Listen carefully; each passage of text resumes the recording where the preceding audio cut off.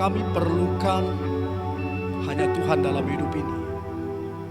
Tidak ada yang lebih mengenal kami selain Tuhan.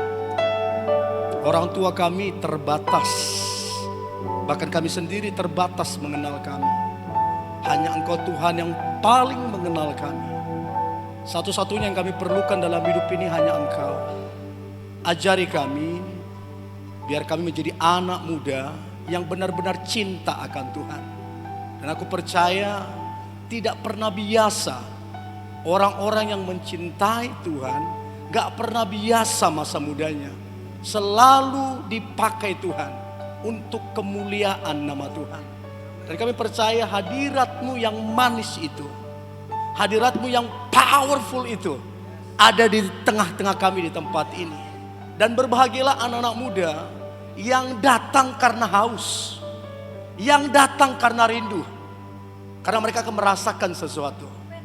Dan aku percaya hadirat Tuhan memerdekakan, mengurapi, serta memberkati hidup kami. Kami menjadi orang-orang yang beruntung, orang-orang yang dipakai Tuhan, dan orang-orang yang membawa terang sampai di kota ini tahu ada Yesus di kota ini. Terima kasih Tuhan, di dalam nama Tuhan Yesus aku berdoa dan mengucap syukur. Sama-sama kita katakan amin, amin, amin, amin. Shalom. Apa kabar semua? Luar biasa ya, sehat ya. Boleh dong berikan apresiasi dong untuk mereka semua yang melayani itu di depan tuh.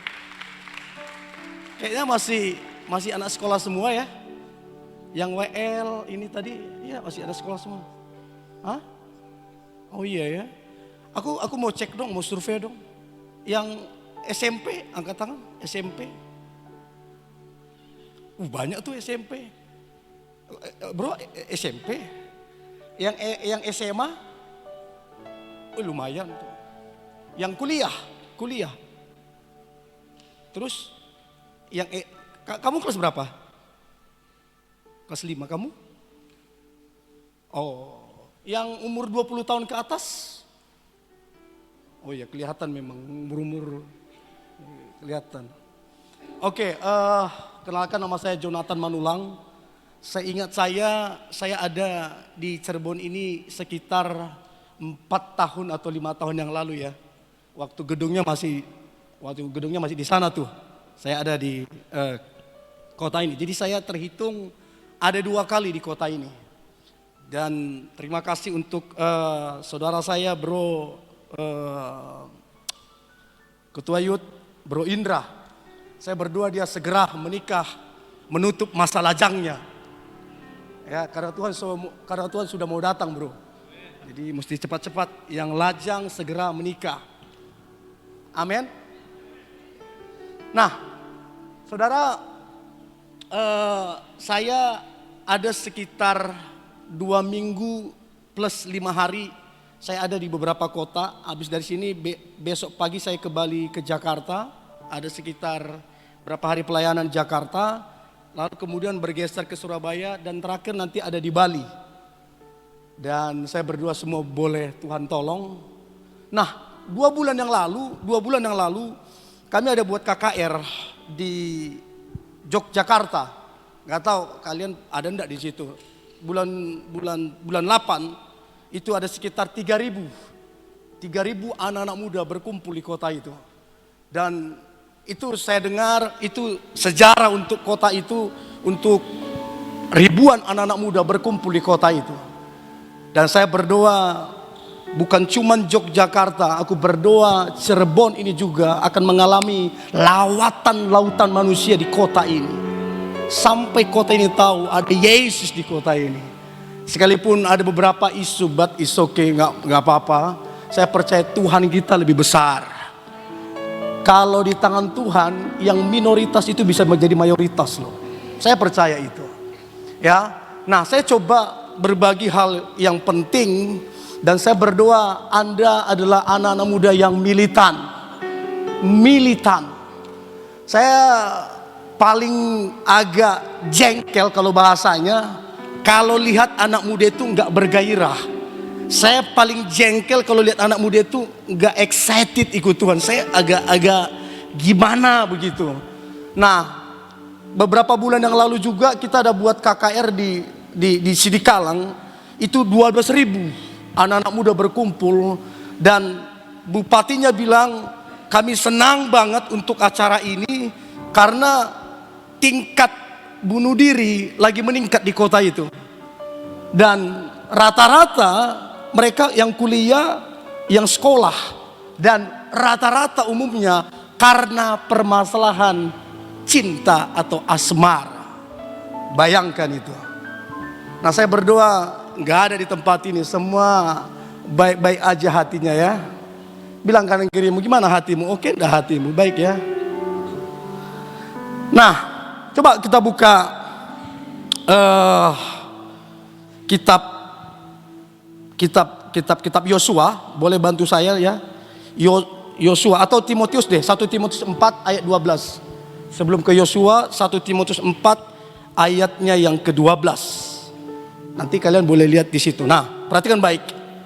Dikatakan begini, jangan seorang pun menganggap engkau rendah karena engkau muda. Artinya gini, muda bukan berarti nggak bisa disejajarkan atau disaingkan dengan mereka yang merasa tua. Jadi yang muda ini nggak boleh disepelekan, yang muda nggak boleh diremehkan. Sebab Alkitab bilang gini, jangan seorang pun mandang dia rendah kalau dia masih muda. Nah, saya berdoa Anda bukan orang-orang yang punya mentalitas aku masih muda, aku butuh diperhatikan, aku butuh disayang. Mainan kita bukan cuma gitu-gituan. Nah, Alkitab bilang ini, jangan seorang pun menganggap engkau rendah karena engkau muda. Jadi teladan, tidak diberitahu. Artinya begini, menjadi teladan ini bukan sesama anak muda saja, bahkan menjadi teladan untuk orang yang lebih tua. Dan aku berdoa ada 1-2 orang di tempat ini yang memang engkau menjadi teladan. Bukan cuma saja seumuranmu, tapi untuk orang yang lebih tua darimu engkau jadi teladan. Dan Alkitab bilang gini, teladan dalam perkataan, dalam tingkah laku, dalam kasihmu, kesetiaanmu, dan kesucianmu. Saya jujur, saya kagum kalau ada anak muda perkataannya berisi semua, perkataannya kuasa semua. Itu keren banget tuh.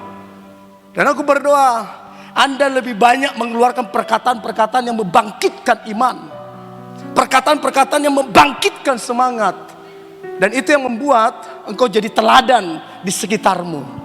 Engkau jadi berkat di kota di mana engkau berdiri. Dan aku berdoa dari sekarang sampai beberapa tahun ke depan yang hadir ini akan muncul beberapa orang dipakai Tuhan jadi berkat untuk kota dan bangsa ini.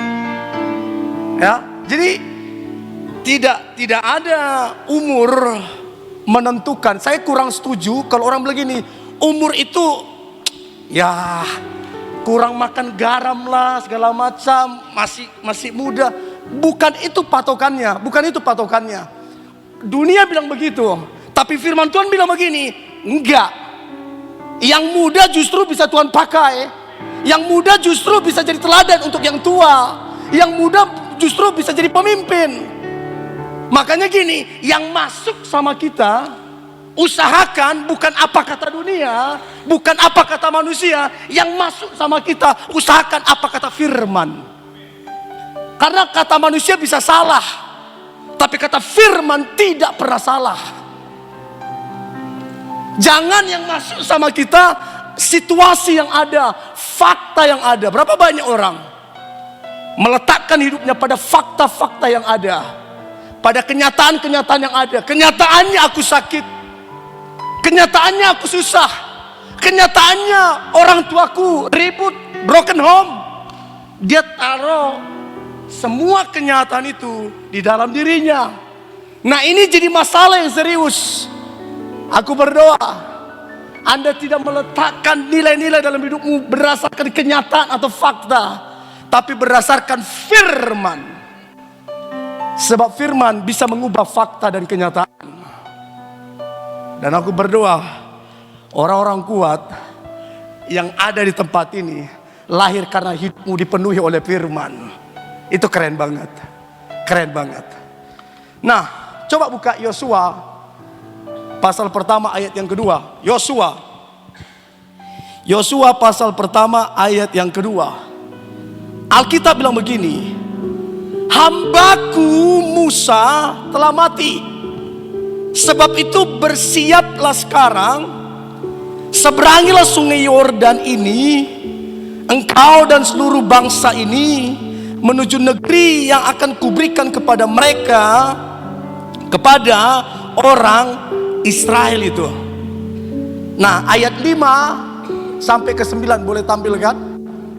Nah, Alkitab bilang gini, saya berdoa anak-anak muda ini tertanam kuat di hatimu, ini menjadi kebenaran di hatimu, sehingga firman ini menjadi real di dalam kehidupanmu. Seorang pun tidak akan dapat bertahan menghadapi engkau seumur hidupmu. Seorang pun tidak akan bertahan. Masalah knowledge engkau lebih pintar, masalah hikmat engkau lebih pintar, masalah skill engkau lebih hebat. Tidak seorang pun yang bisa bertahan menghadapi engkau seumur hidupmu. Seperti aku menyertai Musa, kata Tuhan, demikian aku akan menyertai engkau. Aku percaya semua anak muda tempat ini, engkau adalah anak-anak muda yang disertai Tuhan. Tuhan menyertai engkau kemanapun kau pergi. Dan aku tidak akan membiarkan engkau dan tidak akan meninggalkan engkau. Dengarkan saya baik. Orang tuamu bisa meninggalkan engkau, pacarmu bisa meninggalkan engkau, temanmu bisa meninggalkan engkau, pemimpinmu bisa meninggalkan engkau. Tuhan tidak pernah meninggalkan engkau. Itu kabar baik untuk saudara. Jadi saudara yang merasa ditinggalkan, merasa sendiri, merasa kosong, merasa hampa, merasa apa lagi? Gak layak, merasa kotor. Alkitab begini, Tuhan tidak pernah meninggalkan engkau. Itu kabar baik untuk saudara. Ayat yang ke-6, kuatkan dan teguhkanlah hatimu, sebab engkaulah yang akan memimpin bangsa ini memiliki negeri yang kujanjikan dengan bersumpah kepada nenek moyang mereka untuk diberikan kepada mereka. Yang ke-7, hanya kuatkan dan teguhkanlah hatimu dengan sungguh-sungguh. Dengarkan baik, dengan sungguh-sungguh artinya fokus dan serius. Bertindaklah hati-hati sesuai dengan seluruh hukum yang telah kuperintahkan kepadamu oleh hambaku Musa. Nah ini dia, dengarkan baik.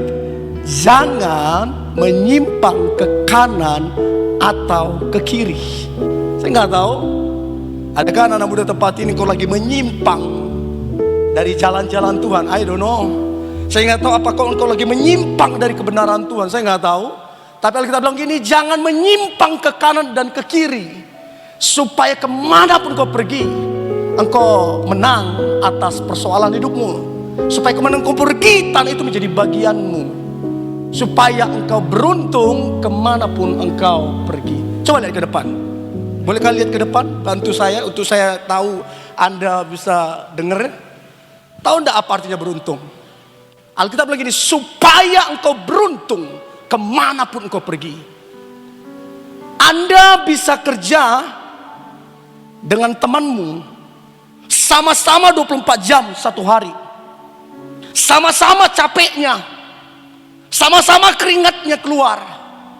Tapi kalau Anda ada dalam keberuntungan, hasilnya beda.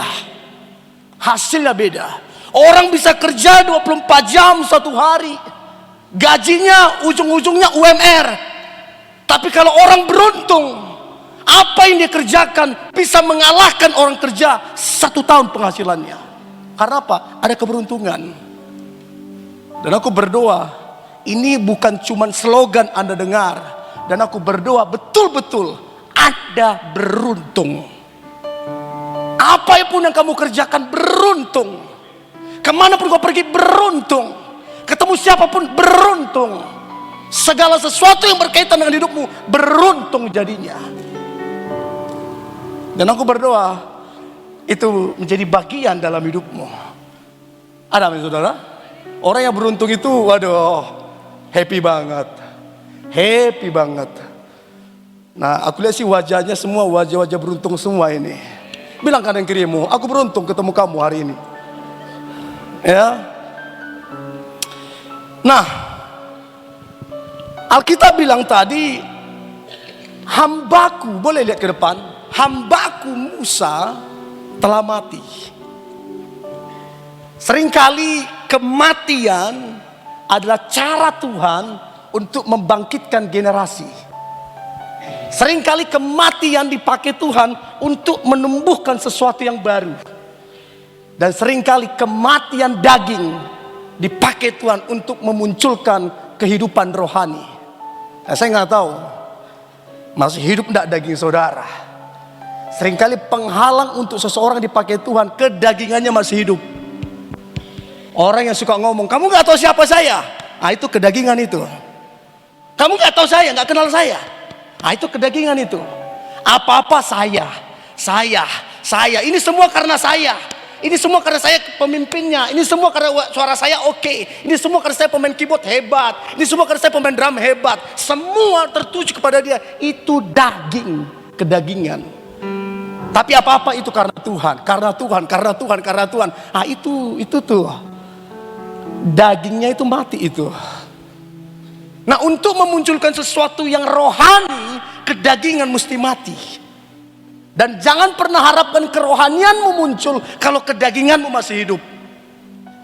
Nah, waktu Musa mati, muncul Yosua.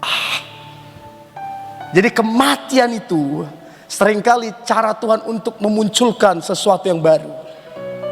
Dan aku berdoa, pastikan kedaginganmu mati supaya yang rohani itu muncul. Selama kedaginganmu masih hidup, susah untuk kerohanian itu muncul. Itu nggak bisa sama-sama. Kedagingan dengan kerohanian nggak bisa sama-sama. Mereka ini nggak kawan. Harus satu yang mati, baru satu muncul hidup. Dan aku berdoa, saudara ngalami kehidupan rohani. Nah, Alkitab bilang begini, berulang-ulang saya renungkan begini, kenapa berulang-ulang dikatakan kuatkan dan teguhkan hatimu, kuatkan dan teguhkan hatimu. Coba lihat ke depan. Anak muda, jangankan anak muda, orang tua sekalipun seringkali labil, gak mantap hatinya. Sebentar iya, sebentar enggak, sebentar Tuhan, sebentar Han.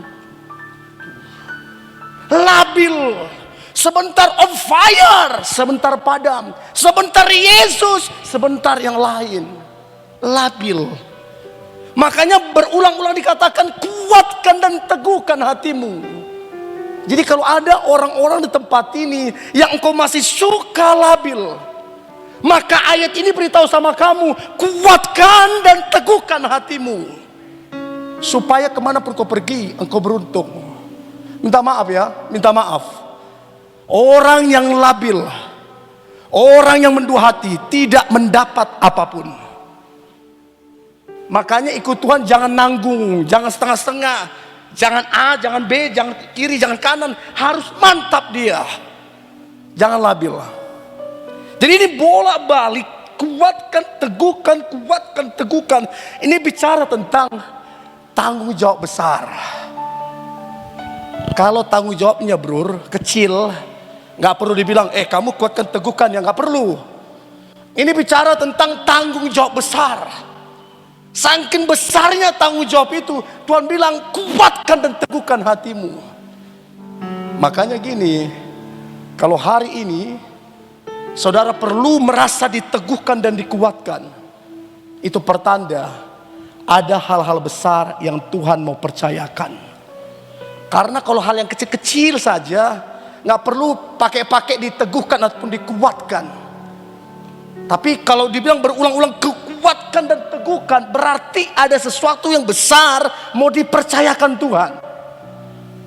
Nah, aku berdoa, Anda yang mungkin butuh dikuatkan dan diteguhkan, berarti ada sesuatu yang besar yang ingin Tuhan percayakan. Di era digital sekarang ini, justru saya lihat banyak pemimpin-pemimpin muda lahir di era digital ini. Bahkan kalau Anda ikutin perkembangan sekarang ini, justru orang-orang kaya baru itu disisip oleh orang-orang muda. Jadi orang-orang muda sekarang ini masanya mereka itu.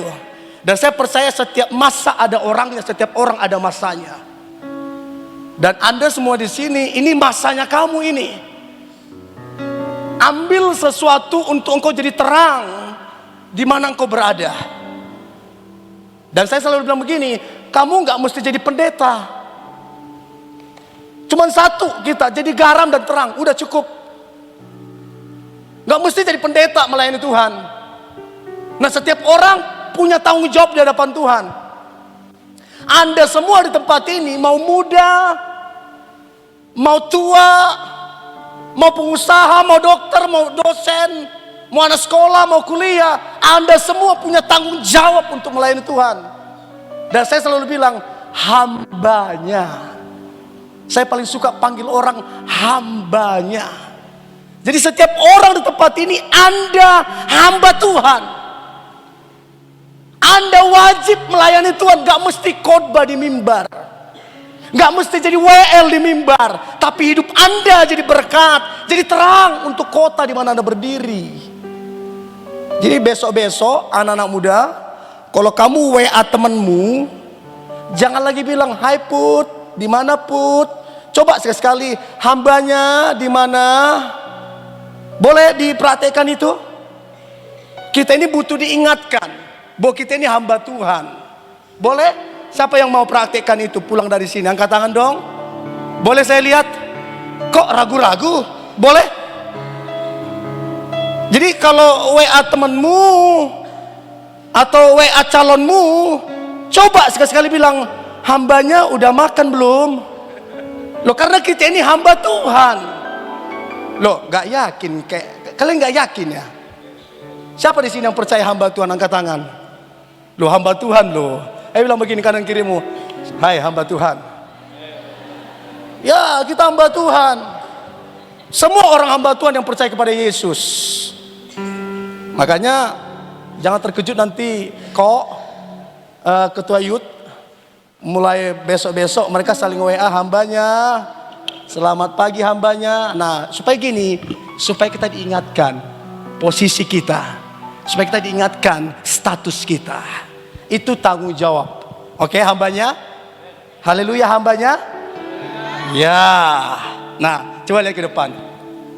Saya menarik begini. Saya mikir-mikir begini. Siapa Yosua? Pernah enggak kalian baca kitab ini? Terus kalian mikir, siapa Yosua? Mengapa Tuhan pakai Yosua? Terus kemudian apa kelebihan? Apa kemampuan dia sehingga Tuhan pilih Yosua? Loh, kalau kalian baca waktu bangsa Israel keluar dari Mesir, itu jumlahnya kira-kira kalau waktu mereka keluar dari Mesir menuju tanah Kanaan, itu jumlahnya kira-kira 2 juta lebih orang. 2 juta lebih, nanti kalian bisa pelajarin. Nah, kalau 2 juta orang keluar dari Mesir menuju tanah Kanaan, 10%-nya saja, 10%-nya saja kalau diambil itu anak muda, maka ada sekitar 200.000 anak muda. Nah, kenapa nama Yosua Tuhan bilang, "Yosua, bersiap sekarang, hambaku Musa telah mati." Kenapa nggak dibilang, "Anton, bersiap sekarang, Putra, bersiap sekarang"? Kenapa nama-nama itu tidak disebutkan? Kenapa nama Yosua? Kan muncul pertanyaan, apa kehebatan Yosua? Apa kehebatan, apa kelebihan dia? Saya mau tanya dulu, mana dulu? Yang cowok, itu tuh yang agak plotos-plotos, yang merah. Siapa namamu? Boy. Boys. Apa sih? Boys atau boys? Boys. Mall. Sini dulu. Aduh, abus. Kok nggak jelas gitu lafalnya? Apa boys atau? Ball? bahasa apa itu? Bahasa apa gitu? Itu nama dari Amerika Serikat. Belanda atau apa sih? Amerika? WC. Oh, ya, ball boys. Oh, udahlah itu. Bayangkan, kenapa Tuhan mesti pilih ball boys? Kenapa nggak pilih temanmu? Siapa nama temanmu? Ronaldo. Ronaldo. Oh, kau duduk. Kau Ronaldo CR7 bukan? Nah, nggak gini. Saya mikir begini loh. Kenapa ball boys? Tuhan bilang begini, ball boys bersiaplah sekarang. Kenapa kalian bilang temannya? Kenapa nggak ini? Kenapa nggak ini? Kenapa mesti dia? Kan itu pertanyaan, apa kelebihan Yosua? Apa kehebatan Yosua? Kenapa Tuhan tertuju kepada Yosua? Saya nggak tahu. Berapa banyak anak muda di kota ini? Saya nggak tahu. Saya nggak tahu di Cirebon ini berapa banyak anak muda. Tapi kenapa ada satu atau dua orang atau banyak orang dipilih Tuhan, yang lain enggak? Apa kelebihannya? Nah, saya berdoa kalian bisa menangkap ini. Nah, kalau pelajari Yosua, saya ada catat beberapa di sini. Yosua ini dulu namanya bukan Yosua. Jadi kalau kalian pelajarin, namanya dulu bukan Yosua, dulu namanya Hosea. Jadi bukan Yosua, dulu namanya Hosea. Bilangan 13 ayat 16 boleh ditampilkan. Bilangan 13 ayat 16. Nah, itulah nama orang-orang yang disuruh Musa untuk mengintai negeri itu. Dan Musa menamai Hosea bin Nun itu Yosua. Jadi dulu namanya itu Hosea. Sama Musa diubah namanya jadi Yosua. Anda kalau ke Sumatera Utara, orang Medan begitu, mana boleh sembarang ganti nama. Tiba-tiba namanya jadi ini, nggak bisa. Itu agak sakral. Masa tiba-tiba Musa mengganti Hosea, mulai hari ini kamu Yosua aja. Terus ditanya, apa alasannya? Oh, enggak, iseng-iseng aja. Gak mungkin. Pasti ada sesuatu, ada alasan Musa kemudian mengganti namanya. Ada alasannya. Nah, kalau kalian pelajari Hosea itu artinya keselamatan. Sementara Yosua artinya Tuhan keselamatan. Jadi dulu namanya Hosea keselamatan, sama Musa diganti jadi Yosua, Tuhan keselamatan. Ada kata Tuhan ditambah di depannya. Nah, saya renungkan begini, berarti Musa melihat ada kualitas Tuhan di dalam diri Hosea sehingga diganti jadi Yosua. Kenapa Yosua dipakai? Kenapa Hosea dipakai? Bicara tentang kualitas. Minta maaf, kalau Anda tidak berkualitas kerohaniannya, Anda tidak akan mempermuliakan Tuhan, justru mempermalukan Tuhan. Kenapa nggak dipakai? Karena nggak ada kualitas. Saya agak geram kalau lihat anak muda cara tepuk tangan aja. Terus kayak gitu mau dipakai Tuhan. Coba. Kayak gitu mau dipakai Tuhan. Semua kembali kepada kualitas. Orang-orang yang berkualitas selalu diperhitungkan. Dan aku berdoa yang berkualitas rohaninya ada di tempat ini. Dan itu alasan kenapa Musa mengganti nama Hosea jadi Yosua, karena ada kualitas rohani di situ. Makanya saya selalu bilang, pemimpin yang hebat adalah pemimpin yang bisa melihat kualitas orang yang mengikuti dia. Itu pemimpin yang hebat. Dan aku berdoa Ko Indra bisa melihat kualitas-kualitas rohani di tengah-tengah ini semua. Nah, saya percaya Musa punya alasan kenapa mengganti nama Hosea jadi Yosua, karena kualitas rohani. Dan saya beritahu, kualitas rohani tidak pernah muncul tiba-tiba slip jadi rohani, nggak bisa. Semua butuh proses yang panjang untuk kemudian orang berkualitas. Kualitas muncul itu karena tantangan, proses, karena masalah, karena tekanan. Makanya orang-orang yang tertekan, kalau dia bersyukur itu akan menghasilkan kualitas.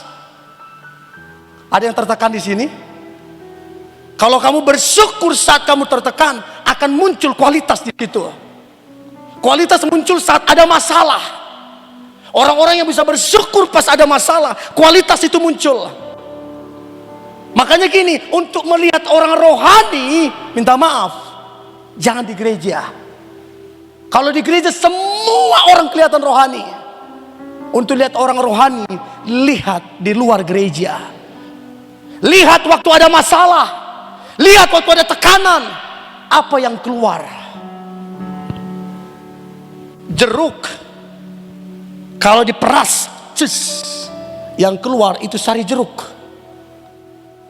Kardus, kalau ditekan, kalau isinya sampah, yang keluar sampah.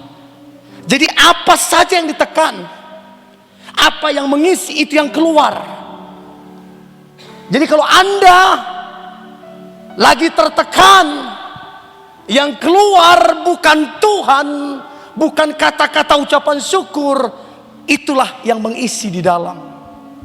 Tapi ketika Anda ditekan, ada masalah, ada tekanan, tapi Anda bilang praise God, itu berarti ada Tuhan yang mengisi di dalam. Satu kali bro, saya khotbah di Makassar. Khotbah tentang jagalah hatimu. Setelah khotbah Pak Gembala bilang, waduh bro, harus saya terberkati bro. Jaga hati itu saya terberkati bro. Nah biasa kita habis khotbah gitu diajak makan. Nah habis kita makan dia nyetir. Saya di samping dia nyetir. Nah waktu dia lagi bawa mobil, tiba-tiba mobilnya disalip. Langsung dia buka kacanya. Matamu di mana? Matamu di mana? Dia lupa ada saya di samping yang baru saja 30 menit yang lalu khotbah jagalah hatimu. Ini gembala loh, bayangkan. Begitu dia tunjuk-tunjuk, matamu di mana? Terus dia lihat saya, wah Pak Pendeta, kilap Pak Pendeta, kilap. Jadi ngukur orang rohani, minta maaf, bukan di mimbar. Ngukur orang rohani bukan di gereja. Ngukur orang rohani di luar gedung ini. Dan aku berdoa, apapun masalahmu, apapun tekananmu, yang keluar itu ucapan syukur. Sebab yang mengisi di dalam itu Tuhan. Ada amin? Memang aku lihat semua sini wajah-wajahnya baik semua. Baik banget. Suka mentraktir. Percayalah nanti di sampingmu itu habis ibadah ini dia traktir kamu makan itu. Percayalah. Saya bisa jamin pasti ditraktir kamu makan. Pasti. Kalau hatinya tidak berubah. Sebab manusia kan gampang berubah. Nah jadi Tuhan melihat Yosua ini punya kualitas. Aku gak bilang potensi. Kalau potensi Anda bisa belajar, bisa ini, kembangkan potensi. Tapi bicara tentang kualitas itu pilihan. Anda bagaimana ke Tuhan? Itu pilihan Anda lagi. Nah sekali lagi, Anda harus punya kualitas. Gak bisa enggak. Jadi anak muda yang berkualitas, anak muda itu pasti dipakai Tuhan. Anak muda yang berkualitas, anak muda itu pasti jadi teladan.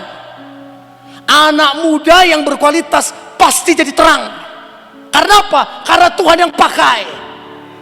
Kalau Tuhan yang pakai, tidak ada manusia yang bisa turunkan. Kalau Tuhan udah pakai, tidak ada manusia yang bisa menjatuhkan. Karena Tuhan yang pakai. Kalau Tuhan sudah pakai, maka tidak ada manusia yang bisa merendahkan. Sebab Tuhan yang pakai. Tapi kalau Tuhan sudah tidak berkenan, dengan gampang Tuhan akan menjatuhkan. Tuhan yang mengangkat, Tuhan gampang juga untuk menjatuhkan. Semua tergantung kualitas rohani. Nah, untuk menjadi generasi yang militan, generasi yang berdampak, generasi yang menginspirasi di kota ini, Anda mesti punya kualitas. Kalau muji Tuhan beda dari yang lain, cara tepuk tangan beda dari yang lain, cara memberi beda dengan yang lain, cara melayani beda dengan yang lain. Karena apa? Punya kualitas. Ibadah jam 6, jam 5 udah berdiri di sini untuk cari Tuhan. Itu kualitas. Gak sembarangan tuh main keyboard. Dia betul-betul berdoa dulu untuk dia kemudian main keyboard. Itu kualitas. Minta maaf ya, gak semua orang diurapi Tuhan. Tergantung bagaimana saudara dekat dengan Dia. Nah, saya berdoa orang-orang berkualitas itu ada di tempat ini. Dibutuhkan kualitas ilahi menjadi generasi yang berdampak di kota, di bangsa ini. Saya berdoa Anda gak cuman anak muda yang sekedar ikut-ikutan, bukan cuma anak muda yang sekedar merame-ramekan, bukan sekedar anak muda yang ayolah ikutlah biar tambah banyak, biar tambah. No. Tapi Anda betul-betul anak muda yang punya kualitas ilahi. Kemanapun Anda pergi jadi terang di situ. Ke kampus jadi terang, ke sekolah jadi terang, ke pekerjaan jadi terang, kemanapun pergi jadi terang. Karena ada kualitas. Dan itu gak bisa dibuat-buat. Semua kembali kepada pilihan. Mazmur 25 ayat 14. Mazmur 25 ayat 14. Tuhan bergaul karib dengan orang yang takut akan Dia, dan perjanjiannya diberitahukannya kepada mereka. Coba lihat ke depan. Tuhan itu punya perjanjian. Aku coba ini sampaikan, aku agak coba nyantai sedikit. Coba lihat ke depan. Saudara, TikTok itu ditemukan. Ada ide seseorang baru muncul TikTok. YouTube ada ide seseorang baru muncul YouTube. Apalagi Instagram ada ide seseorang baru muncul Instagram. Ide lahir dan datang dari Tuhan.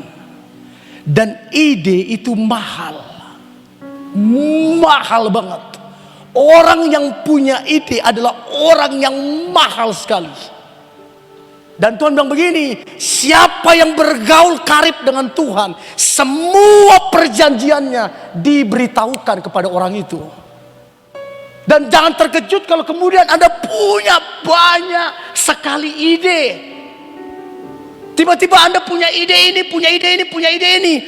Selidik demi selidik, oh ternyata bergaul karib dengan Tuhan. Ide itu mahal. Dan aku berdoa atas semua anak-anak muda di tempat ini, Tuhan tanamkan ide untuk Anda semua, untuk buat sesuatu yang besar untuk kota dan bangsa ini. Dan ide itu tidak didapat dari Anda. Ya bisa sih kalau Anda sekolah, Anda kuliah tiba-tiba boleh kita coba ini buat ini. Tapi ide yang paling fresh, ide yang datang dari Tuhan. Gak ada di mana-mana, tiba-tiba muncul ide. Dan semua Alkitab bilang gini, semua itu perjanjian Tuhan akan diberitahukan kepada mereka yang bergaul karib. Makanya saya selalu bilang gini, orang yang bergaul karib dengan Tuhan, yang diuntungkan bukan Tuhan. Anda kalau melayani, yang diuntungkan bukan Tuhan. Tuhan sudah untung tanpa Anda melayani Dia. Anda memberi bukan Tuhan jadi kaya, Tuhan udah kaya. Apalagi Anda melayani bukan Tuhan jadi mulia, Tuhan sudah mulia. Anda memberi, Anda melayani, Anda bergaul karib, yang diuntungkan Anda dan saya. Karena Tuhan itu sudah mulia dan Dia gak perlu ditambah yang lain. Makanya gini, orang yang cari Tuhan, orang itu jadi beruntung, bukan Tuhan. Jadi orang bilang gini, oh persembahan, Tuhan gak jadi kaya karena persembahan saudara. Yang diuntungkan Anda. Oh melayani, oh biar Tuhan dimuliakan. Tuhan udah mulia. Semua feedbacknya kembali kepada saudara dan saya. Untuk itu anak-anak muda, saya berdoa Anda punya kualitas. Kualitas itu sangat mahal. Dan aku lihat di zaman sekarang ini, betul-betul aku lihat zaman yang begitu cepat mengubah seseorang. Dari TikTok saja tiba-tiba jadi boom, familiar, jadi terkenal. Dari Instagram saja boom, tiba-tiba kalau Anda pelajari, sekarang muncul, saya bilang tadi, muncul orang-orang hebat sekarang ini, gampang banget kelihatan. Dan saya beritahu gini, kadang-kadang mereka gak kenal Tuhan loh. Nah kita ini yang kenal Tuhan, kita gak buat apa-apa. Dan minta maaf, kita gak jadi apa-apa. Itu kan bahaya itu. Harusnya anak-anak Tuhan yang pegang posisi. Harusnya anak-anak Tuhan yang jadi terang. Sampai kita jadi jawaban untuk kota ini. Ada amin? Adakah di sini seorang TikToker di sini? Lewat TikTokmu engkau kemudian memberitakan nama Yesus, kemudian banyak orang terima Yesus? Adakah di sini orangnya? Atau kerjamu cuma joget-joget, terus pakai tepung, pakai apa lagi itu? Apa istilahnya? PKPK apakah itu? Nah, berapa banyak orang nggak jadi apa-apa? Nah kemudian begini, orang tanya ke saya, Bang, apa salah satu cara untuk kemudian Tuhan bisa memakai kita, untuk kemudian Tuhan bisa mengurapi kita? Saya bilang begini, salah satu hal yang paling penting dalam pemakaian Tuhan itu kekudusan. Dan saya beritahu, hari ini kekudusan itu langka banget. Saya tadi bilang ke Kak Devi, saya buat konten YouTube. Bayangin begitu saya buka nomor kontak saya, hampir hang handphone saya dalam waktu 4 hari. Masuk nomor kontak 4.000. Dan semua anak-anak muda. Dan rata-rata mereka yang, nah, terus ada juga anak, saya masih ingat, saya marah sama anak cewek itu, marah saya. Dia pakai seragam anak SMP. Sudah WA, Bang, aku siapa namanya, Sapitri atau I don't know, lupa saya namanya. Sudah, kenapa? Boleh enggak aku cerita? Penting banget antara hidup dan mati. Oh, saya bilang, oh, gimana ini maksudnya antara hidup dan mati?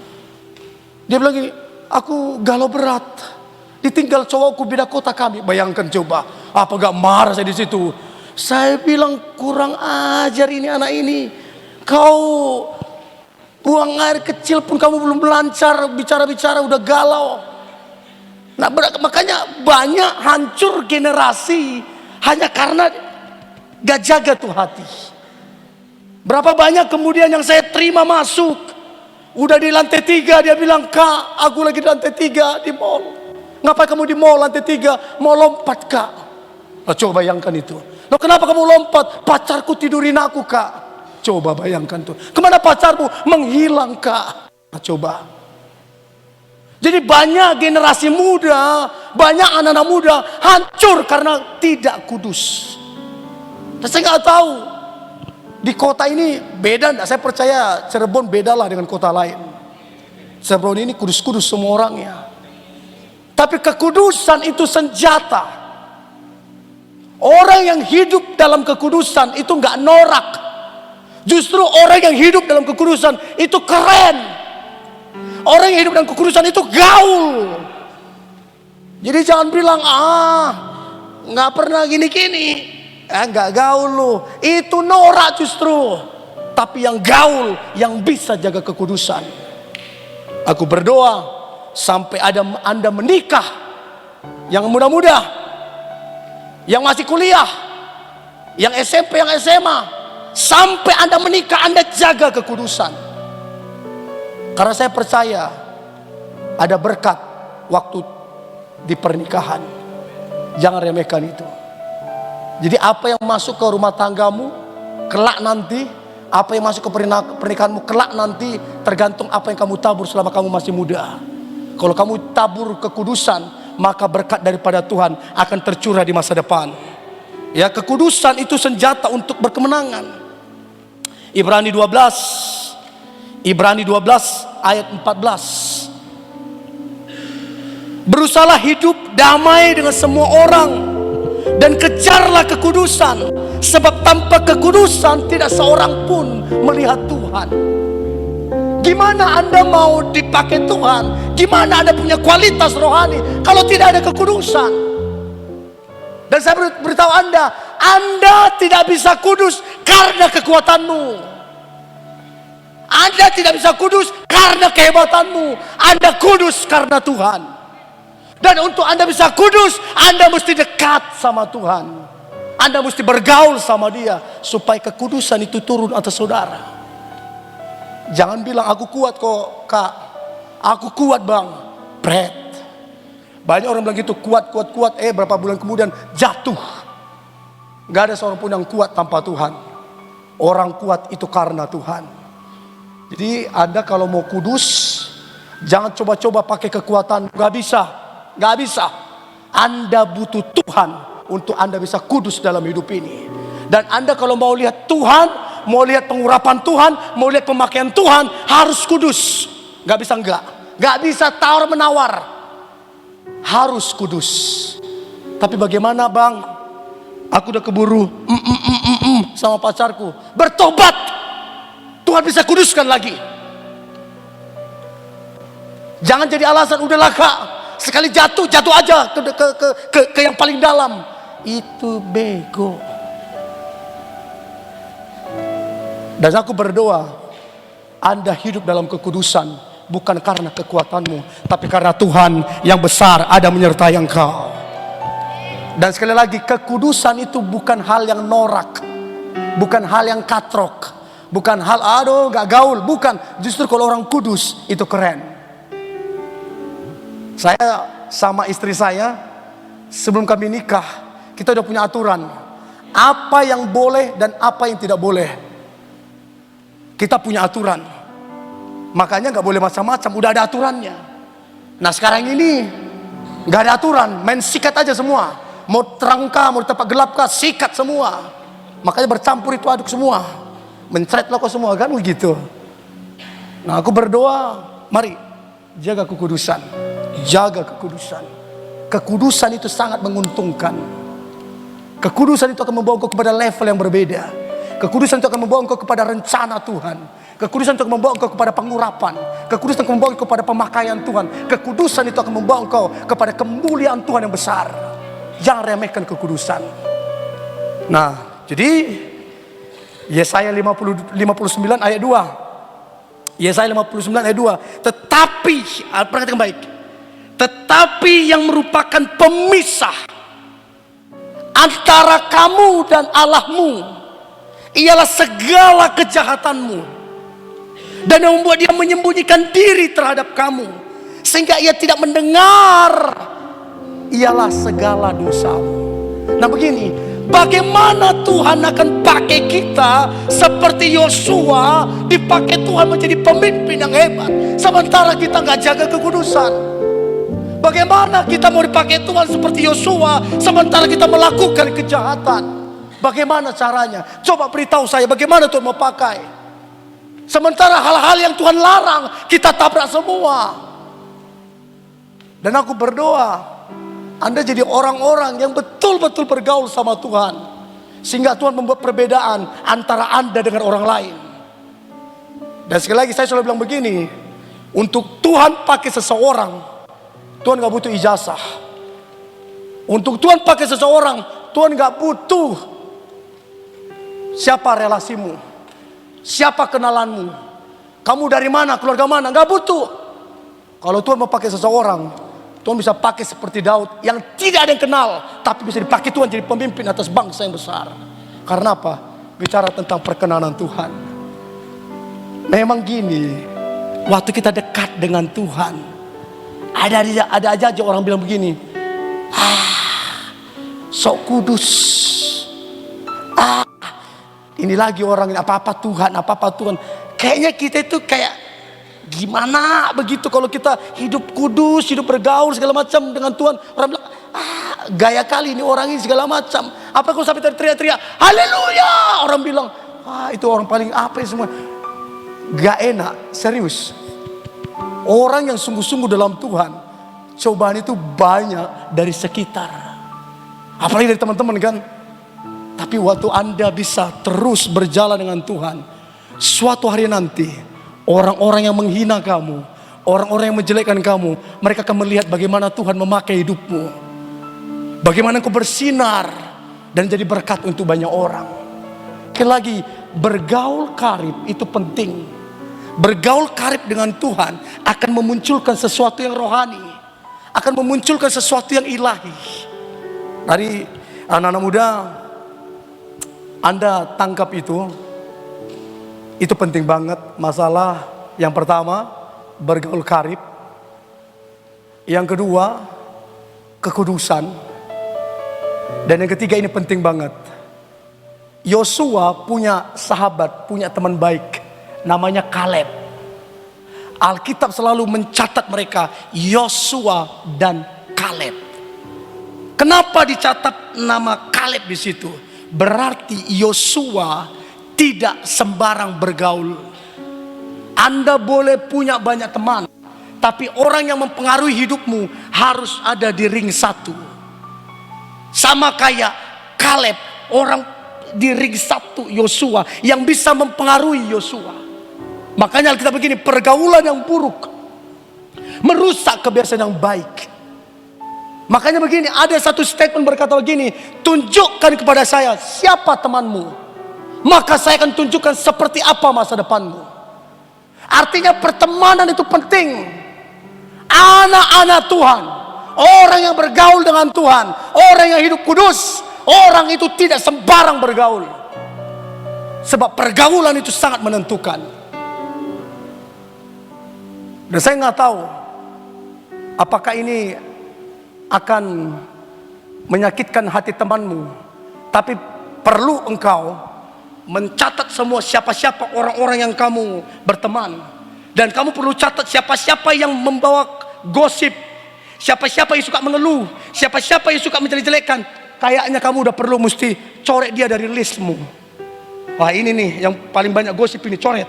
Wah, ini nih, ya ini yang paling suka ini jelek-jelekan, coret semua. Siapa tahu dari 100 temanmu, ternyata yang kamu coret itu 99 orang. Nah, pantasan kamu begitu jadinya, karena cuma 1 orang aja ternyata. Nah, itu perlu. Pertemanan itu sangat penting, pergaulan itu sangat penting, mesti di list. Yang mana membangun, yang mana yang menggosip, yang mana membangun, yang mana suka jelek-jelekin orang, yang mana membangun, yang mana suka mengeluh. Jangan kira mengeluh itu bagus, gak bagus. Siapa bilang proses-proses itu bagus? Gak bagus. Sama itu, lihat itu bangsa Israel. Si sedikit mengeluh, Musa, kita lapar, datang Musa, pum, turun roti dari surga.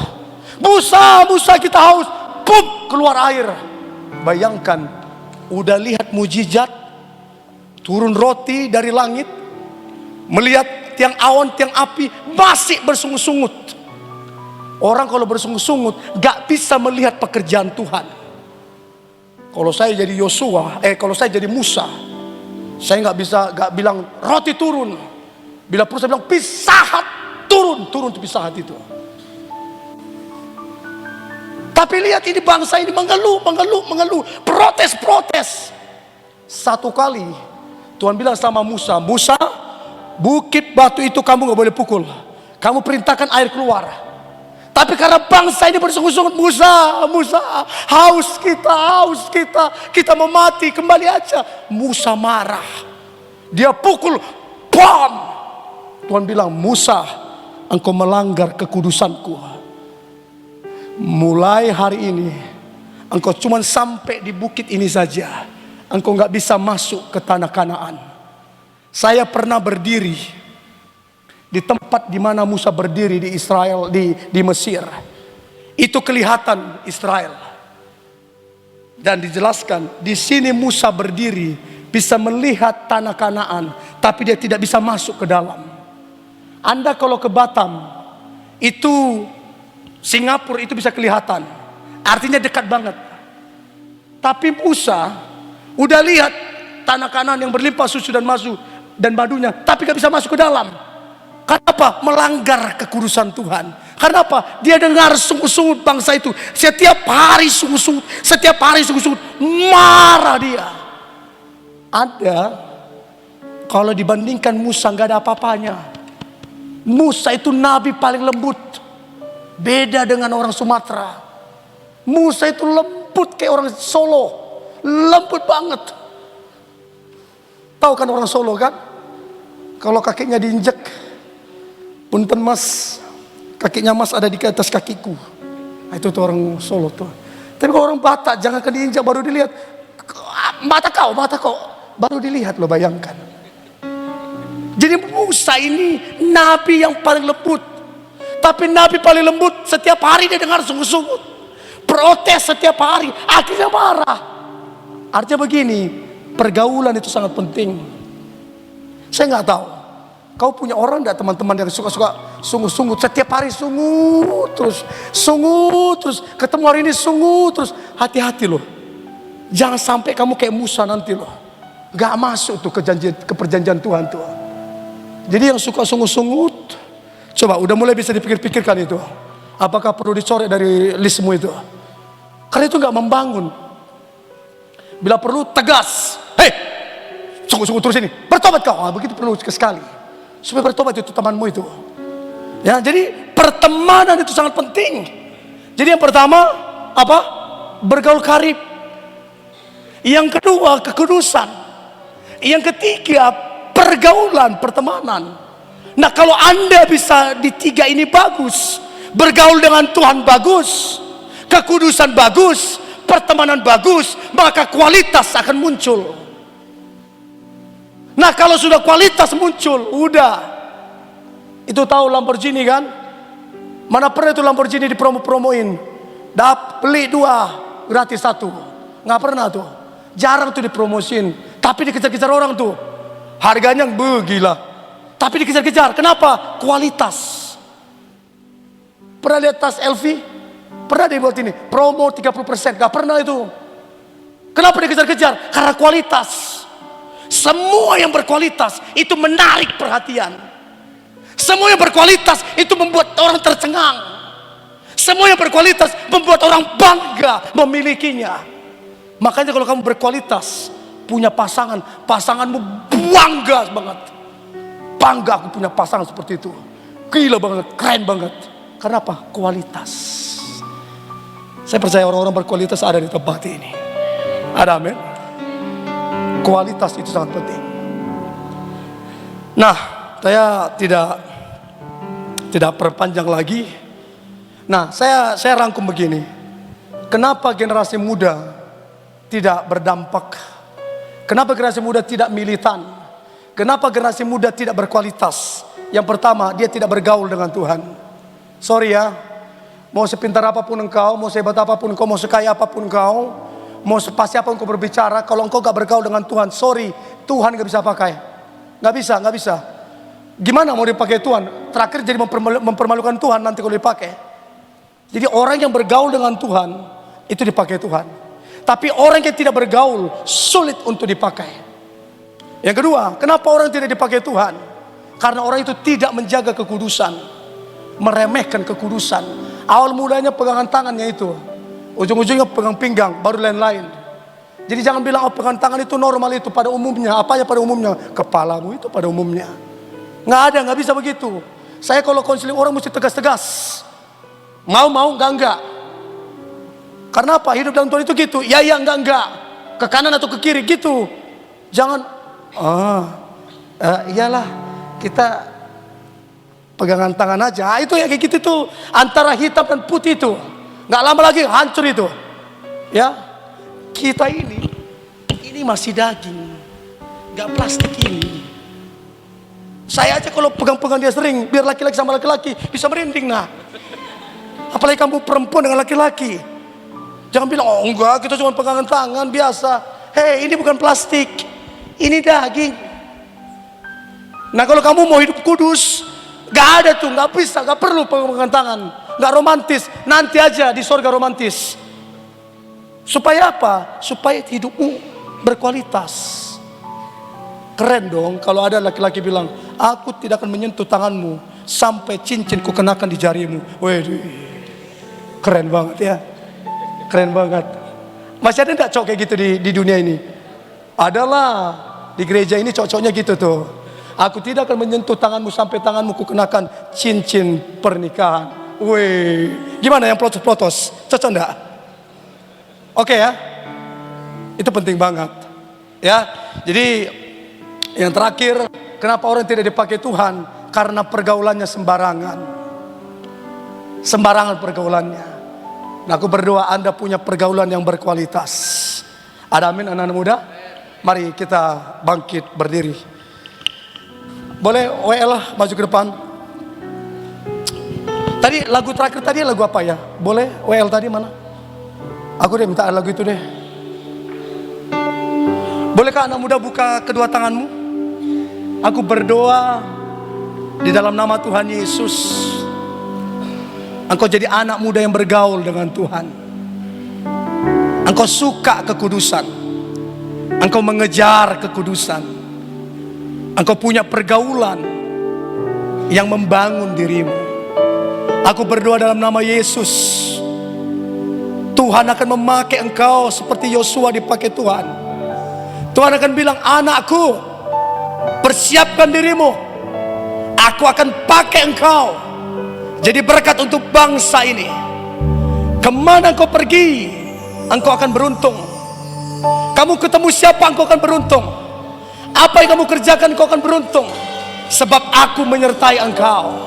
Aku berdoa dalam nama Yesus, Tuhan, aku minta perkenananmu. Aku minta kemurahanmu. Aku minta pengurapan-Mu Tuhan. Turunlah atas generasi muda di tempat ini. Aku berdoa kualitas rohani itu ada di tempat ini. Aku berdoa kualitas ilahi ada di tempat ini, sehingga mereka dipakai Tuhan dalam nama Yesus. Dalam nama Yesus.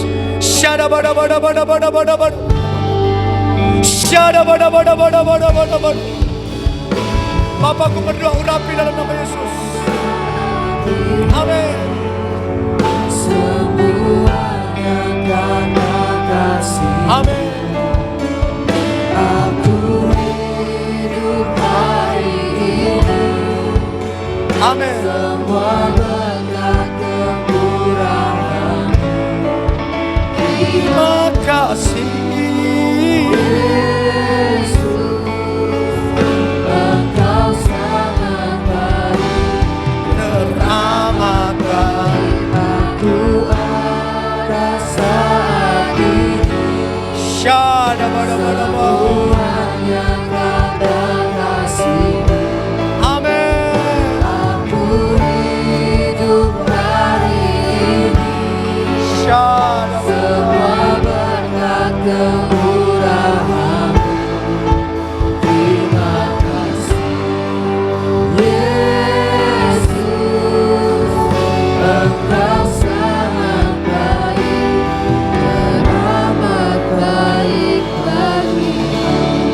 Anak-anak muda, terkadang dalam hidup ini engkau butuh yang namanya deklarasi. Engkau mendeklarasikan hidupmu untuk Tuhan.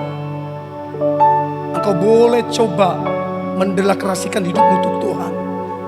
Engkau boleh berkata, Tuhan, aku deklarasikan mulai malam ini, aku akan bergaul dengan Engkau. Aku deklarasikan malam ini, aku akan jaga kekudusanku. Aku deklarasikan malam ini, aku gak sembarangan bergaul, supaya hidupku ini boleh berkenan kepadamu. Supaya hidupku ini bisa jadi berkat kemana aku pergi. Aku berdoa dalam nama Yesus. Tuhan Yesus, Sebagai hamba-Mu, aku berdoa beberapa anak muda di tempat ini. Aku berdoa, bolehkah Engkau mengurapi mereka sekali lagi Tuhan, sehingga mereka boleh mengerti isi hati-Mu, sehingga mereka boleh menyenangkan Engkau. Dan aku berdoa, kekudusan bukan hal yang tabu untuk mereka, tapi hal yang sangat menyenangkan. Mereka mengejar kekudusan. Dan aku percaya pergaulan mereka adalah pergaulan yang membangun, pergaulan yang menguatkan, pergaulan yang mengangkat derajat mereka. Sebab mereka tidak sembarang bergaul. Terima kasih Tuhan Yesus. Anak-anak muda, saya nggak tahu adakah engkau di tempat ini yang merasa kering, yang merasa jenuh, yang merasa bosan, yang merasa sendiri, yang merasa sepi. Dengarkan saya baik. Yang kau butuhkan bukan cowok, yang kau butuhkan bukan wanita, yang kau butuhkan bukan pengakuan, bukan pujian. Yang kau butuhkan itu Tuhan. Engkau butuh Tuhan. Kalau engkau merasa sepi, merasa sendiri, merasa kosong, merasa hampa, itu tanda engkau butuh Tuhan. Itu tanda Tuhan akan penuhi engkau. Dia akan jamah hatimu, Dia akan jamah hidupmu. Terima kasih Tuhan Yesus.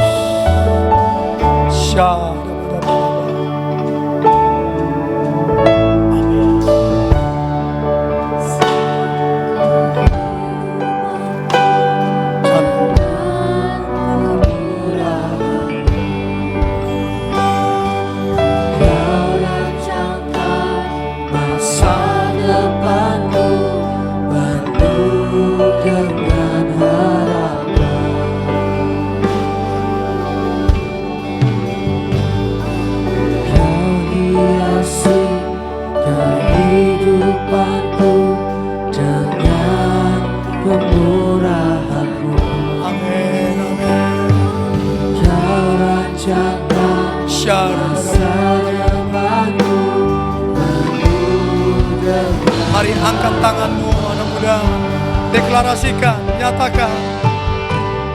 Aku ada saat ini, semuanya karena kasih-Mu.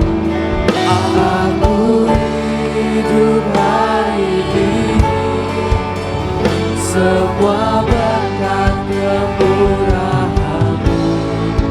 Terima kasih Yesus, Engkau sangat baik, teramat baik. Aku ada saat ini, semuanya karena kasih-Mu. Aku hidup hari ini, semua berkat kemurahan-Mu. Terima kasih Yesus, Engkau sangat baik, teramat baik. Terima kasih Yesus, Engkau sangat baik, teramat baik. Terima kasih Yesus, Engkau sangat baik.